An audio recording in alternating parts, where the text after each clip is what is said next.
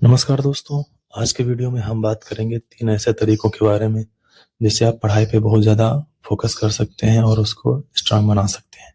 सबसे पहला तरीका क्या है कि हमें कभी भी टाइम टेबल बना के नहीं पढ़ाई करनी चाहिए। मेरा जो मानना है पर्सनल, टाइम टेबल बना के आज तक कोई भी बच्चा फॉलो नहीं कर पाया है, बहुत दिनों तक नहीं फॉलो कर पाया है।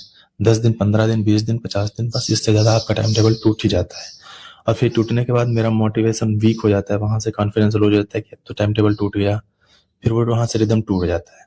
तो कभी भी इस चीज़ को माइंड में मत बिठाओ कि हम इतने देर ये पढ़ेंगे, इतने देर खेलेंगे, इतने देर बैठेंगे, इतने देर खाना खाएंगे। नहीं, हर दिन सेम नहीं होता है, हर सिचुएशन एक जैसी नहीं होती है। आपको जब टाइम मिले, जैसे भी समय मिले, उतने टाइम आप पढ़िए। कभी रात को 2 बजे उठें, फ्रेश फील कर रहे हैं, मन कर रहा है, पढ़ाई करिए। 4 घंटे पढ़ने का मन कर रहा है, पढ़ लीजिए। सुबह 4 बजे उठना, उठ के पढ़ाई करना लोग ऐसा मानते हैं, मैं ऐसा नहीं मानता हूँ। सुबह 4 बजे उठ के अगर आपको नींद आ रही है, आपका सोने का मन कर रहा है, प्रॉपर सोइए, कोई दिक्कत नहीं है। बस स्कूल आप समय से चले जाइए उठ के। कभी भी ये चीज़ें हमारे हिसाब से, जो मैं इन चीज़ों को मानता हूँ कि ये चीज़ें मायने नहीं रखती। आपका कभी भी मन कर रहा है, 2 बजे मन कर रहा है, दिन में 12 बजे मन कर रहा है पढ़ाई करने का, पढ़िए।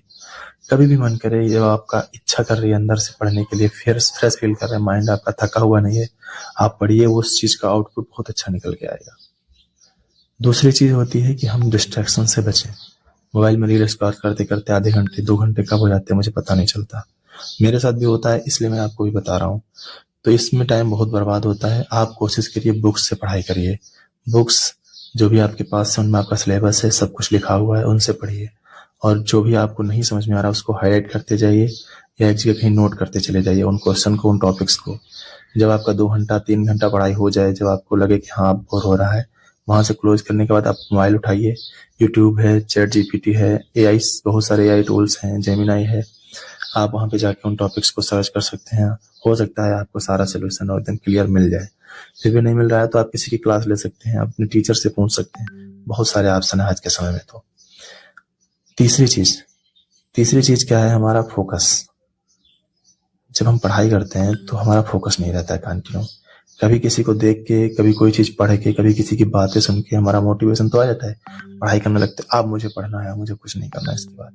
फिर धीरे धीरे धीरे धीरे करके वो चीज लूज हो जाती है। फोकस कैसे बनाए रखना है? फोकस बनाए रखने के लिए आपको सबसे पहले ये समझना होगा, मैं पढ़ाई क्यों कर रहा हूँ और मुझे ये क्यों जरूरी है। आप ये सोचिए, 24 घंटे आपके पास भी होते हैं और 24 घंटे उस टॉपर के पास भी होते हैं जो आप रिजल्ट आने के बाद में टॉपर होने वाला है। आप सोचिए वो रिजल्ट का दिन, जब रिजल्ट आएगा और उस दिन आपके नंबर कम आए या उस दिन आपके नंबर अच्छे आए, दोनों चीज सिचुएशन में आप क्या फील करेंगे? आपके नंबर कम आते हैं, आप तब क्या फील करते हैं? वो दिन याद करिए, फील करिए उस दिन को। और एक लड़का है साथ का आपके ही, जो टॉपर आता है, जो जिसके 95% 96% आते हैं, उसके बारे में सोचिए। तब लगता है कहीं मेरे भी काश 10 नंबर और बढ़ जाते, काश मेरे 15 नंबर और बढ़ जाते। जो वहां पे सिचुएशन होती है उसको आप एक बार फील करिए, तब लगेगा पढ़ाई करना क्यों जरूरी है। ये तो हुई रिजल्ट की बात, लाइफ में भी हमें बहुत जरूरी है। हर जगह पे जो चीज हम सीखते हैं वो काम आती है। रील्स बनाते बनाते, देखते देखते कभी कभी ऐसा लगता है कि उसके प्रति हमारा मोटिवेशन चला जाता है कि मैं भी वीडियो बनाऊं, मैं भी सोशल मीडिया पे जाऊं। सही है, लेकिन हर चीज का अपना समय होता है। जब सीखने का समय, पढ़ाई करने का समय है, तो आप पढ़ाई कीजिए, वो सबसे जरूरी है शायद उस टाइम पे। और फ्रेंड्स, जो जहाँ पे ज़रूरी होता है वो वहाँ पे ही अच्छा लगता है। जिस समय जो ज़रूरी है उस समय वो करना चाहिए। हर एक चीज़ का अपना अपना समय होता है।